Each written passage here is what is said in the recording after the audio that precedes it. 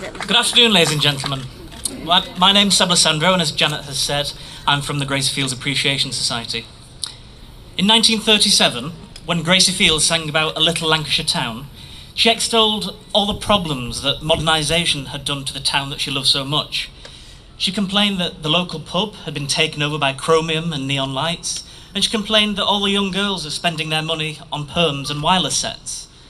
But most importantly, she sang about where the rubbish pit once used to be, they've bunged up a statue to me in a little Lancashire town. Now, at last, we are indeed bunging up a statue to her, but thankfully, I think we avoided the rubbish pit. And we found a perfectly fitting location to bring Gracie home for good. I've been involved with Rochdale's Gracie project from the start. After a talk I did on her life about 3 years ago, members of Rotary East introduced themselves to me as they were planning an obelisk in tribute to Gracie. They asked if I'd like to come on board as their Gracie expert. When Councillors Farnell and Janet Emsley came on board and the project spiralled from an obelisk to a statue via a heritage trail, I've been thrilled to be a part of every stage of the planning and preparation which brings us here today. I first heard Gracie about 10 years ago when I was studying for a project on the Second World War at high school, and I heard an unusual voice on a compilation CD. I thought that can't be the same woman singing the Ave Maria and then an up-tempo number called Sing As We Go. It had to be somebody different. However, when I first visited Rochdale as a fledgling Gracie fan, I wrote in the visitors book at Touchstones just how disappointed I was that there was no formal tribute to Gracie in the town of her birth. Never did I imagine that 10 years later we'd all be stood here celebrating the very same woman in a tribute which, personally, I feel is long overdue, but I'm thrilled that we're here today to put right. Although Gracie lived all of her adult life away from Rochdale, she never forgot its town and, as she called them, its Gradely folk.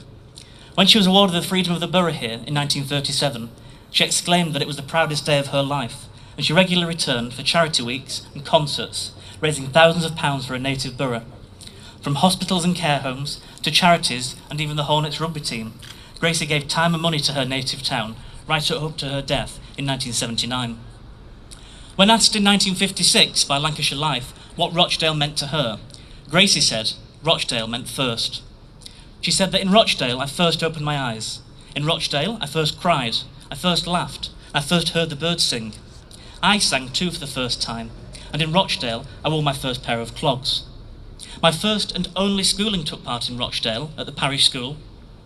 My first tram ride around the town, my first swimming lesson in the baths, and when very young we used to slip into the ship canal for an extra swim during the hot summer days. My first job was an errand girl at a confectioner's shop, and my first song on a stage was sung at the old circus. And now we're all here to unveil the first statue, a fitting legacy to the first and greatest lady of the British music hall stage. On her last visit here in 1978, crowds flocked to this very location where we are today to see the 80-year-old legend, and although she died 13 years before I was born, I'm delighted that we can all gather here today on Sunday, September 18th, without doubt the most important date in Gracie history since her death. We wouldn't be here today if it weren't for the hard work of Donald and Frank of Rochdale Rotary East, Councillor Janet Emsley and leader Richard Farnell, and all the excellent team at both the Town Hall and the Council who have worked tirelessly in bringing Gracie back to Rochdale. A special thanks from me personally to my friend, actor, comedian, and the president of the British Music Hall Society, Mr. Roy Hood, who has agreed to be with us today, and for joining us to unveil our amazing sculpture by the ultra-talented Sean Hedges-Quinn.